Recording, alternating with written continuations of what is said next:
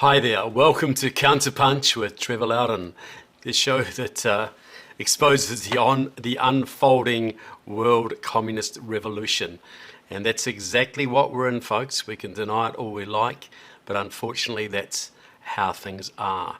So please like the show, send the show around, get the word out as much as possible. We have not much time to save this wonderful planet. Well, we've all been freaking out about Afghanistan, haven't we? We've seen major disaster unfolding in Afghanistan. Clearly, American troops were not prepared for what was happening, or were they? You know, Lara Logan, who's a very good journalist, basically says that what's happening in Afghanistan is because the American government wants it to happen. Both this country's enemies and the Biden administration want you to accept that there is nothing that can be done. All of these decisions that brought us here are political. And what is happening is a major shift in the world balance of power towards China and Russia and people around the Taliban, etc.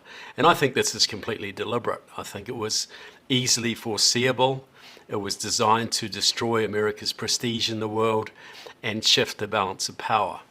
But it's really taken a bit of focus off another chaotic situation, and that is the southern border.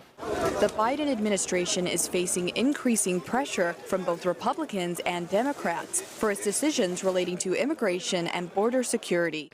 You know, we're still seeing hundreds of thousands of people crossing the border, masked, unmasked, COVID positive, non-COVID positive. Other than Mexicans, we're seeing all sorts of nationalities cross the border. And I believe this is part of the same thing. The Afghanistan debacle was designed to weaken America internationally. The border is designed to weaken America nationally. Now, it's important to note that the American Communist Movement, and I'm specifically talking here about Liberation Road, the main pro-Chinese communist group, they see Mexico as the key to the American Revolution. They see that basically making the border porous, collapsing the US border, will destroy the United States and pave the way for a socialist republic, you know, stretching from Latin America all the way to the Canadian border effectively. Not long ago, Mr. AMLO, the Mexican president, released a document, and it was all about the Bolivarian Revolution. You know, Simón Bolívar was the famous patriot who liberated a whole bunch of Latin American countries from the Spanish in the 1820s, and he's revered as a hero in Latin America today. Well, AMLO Obrador, the president of Mexico, released a document. It's talking about how, you know, Bolívar freed the Spanish-speaking people of Latin America from Spain. The next step is to free them from American hegemony. In other words, what he's calling for is an alliance of states in Latin America that will stand up to the Americans, will call for the abolition of borders, and basically dissolve any distinction between Latin America and the United States of America. This is the American Communist Revolution. This document has been published in the Communist Party USA website, Liberation Road website, etc. It's comparatively mildly worded, you know, it doesn't talk about revolution. What it talks about is changing the balance of power, dissolving the borders, allowing the free flow of migrants across those borders. It means the end of America, but it's put in relatively moderate terms. Now, we need to understand that Mr. AMLO, the Mexican president, is a communist. Now, a lot of people, you know, he got on quite well with President Trump. You know, President Trump basically told him he had to seal the borders, he had to keep migrants in place while their so-called claims of asylum were processed. And a lot of American conservatives thought that AMLO was probably a good guy. But AMLO was doing that because he had to. Now that he doesn't have to, now that Joe Biden is president, AMLO is just leaving the borders wide open. He is doing nothing at all to stop the flow of illegal immigrants, illegal aliens, terrorists, whatever across the border. Nothing at all. So he's clearly, when it suits him, he is on the side of the devils here. Now, AMLO came up through the Mexican, the PRI, the Revolutionary Institutional Party. And in Mexico, you know, you have ideological parties. You have Communist Party of Mexico and various Trotskyist parties, etc. But they're very amorphous, and what they tend to do is work through the mainstream political parties as factions. So AMLO came up through this, and he was. It was revealed not long ago that the Mexican intelligence services released documents saying that he was a member of the Mexican Communist Party in the 1970s. He gave money to the party, he supported the party, and of course AMLO denies this, as he would. But the evidence is overwhelming that AMLO was a communist. So now he's the president of Mexico, and his party Morena is the dominant political party in the country. Now, Morena has a lot of factions. It has left-wingers, it has moderates, whatever. In the scale of things, you would call it a left-wing political party. And what I'm told is this: AMLO just won the midterm elections not long ago. He is going to take that country full on Venezuela. He is going to take it full on communist. And they know this will crash the economy. But this is the goal. This is what they intend to do. Now, just go back a little bit. AMLO is also very heavily tied into the Sao Paulo Forum. Now, that was set up in the early 90s by Fidel Castro of Cuba and Lula da Silva, who became the president of Brazil. And the idea was you unite all the terrorist parties, the communist parties, the socialist parties, the social democratic parties of Latin America, and you cooperate, you coordinate, you use the Cubans, basically move money around, etc. And you start to take down countries. And so through the 90s, we had what was called the pink tide, you know, where Chile went socialist, Argentina went socialist, Venezuela obviously went socialist, Brazil went socialist under Lula. And so you had a pink tide moving right across Latin America. Now, the rationale for the Sao Paulo Forum was to gain for communism what had been lost in Eastern Europe.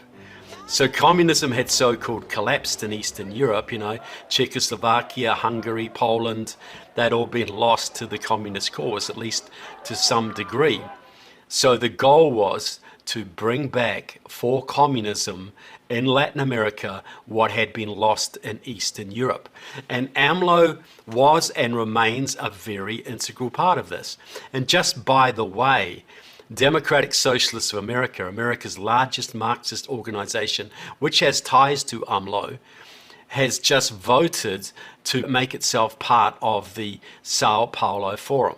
So this is an international communist movement that is now going to be signed up to by Democratic Socialists of America, which is about 6 members of the US Congress, dozens of state reps, etc., all around the country, large control of unions, churches, etc., and they are allied to the Sao Paulo Forum, set up by Fidel Castro, set up by Lula to bring socialism to America.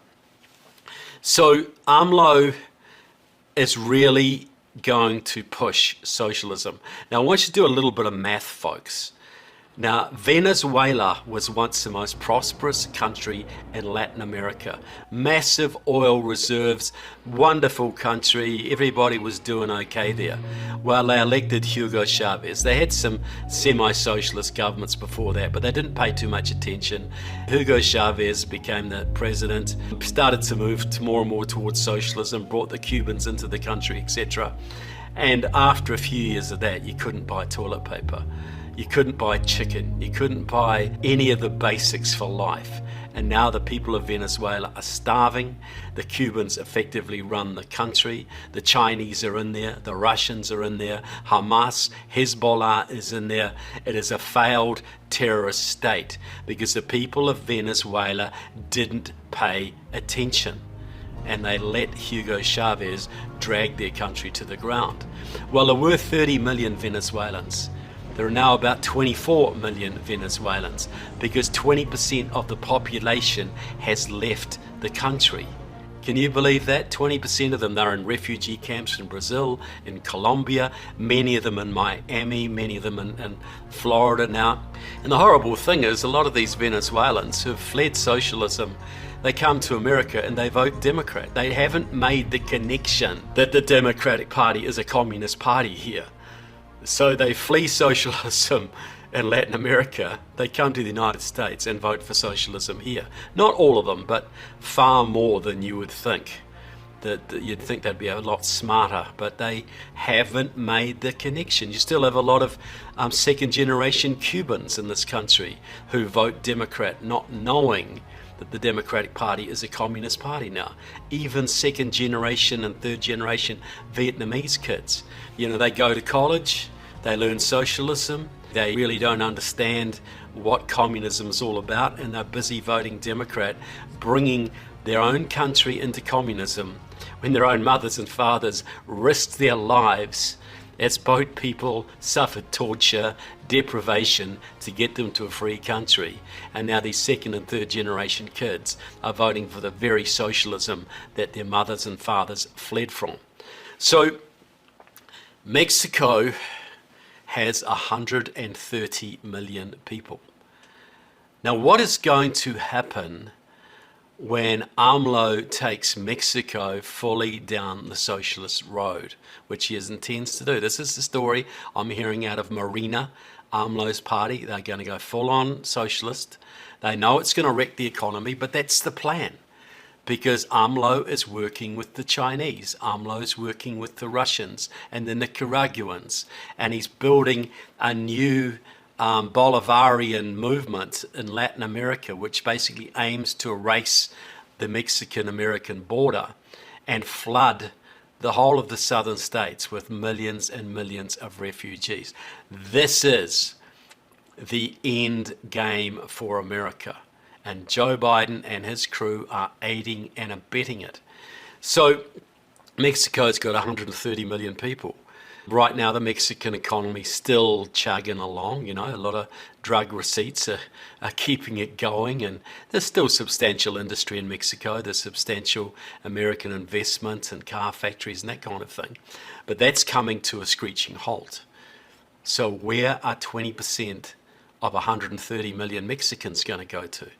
Where are a whole bunch of Guatemalans and Nicaraguans and Hamas guerrillas and Egyptians and Gambians and Togolese, etc., going to come to? They're going to come across a very porous Mexican border. And right now we've seen very little in the way of action to stop this.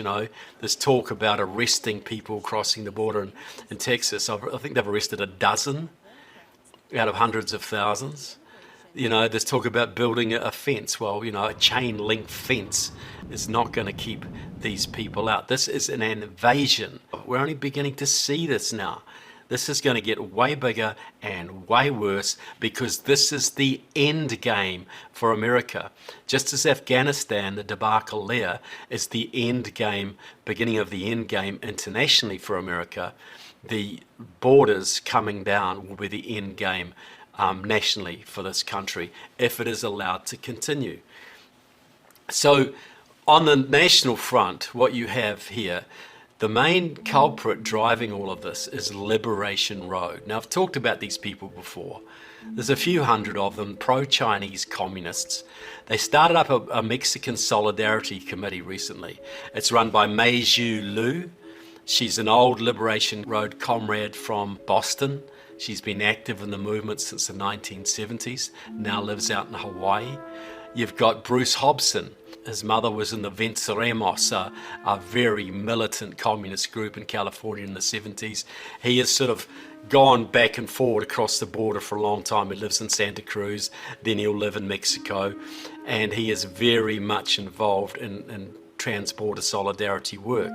Then you got Bill Gallegos.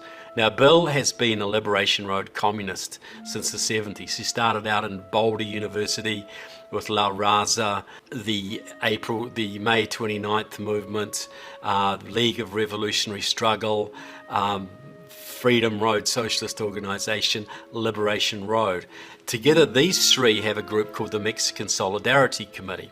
And the fourth partner in this group is a man called Sam Pizzigati.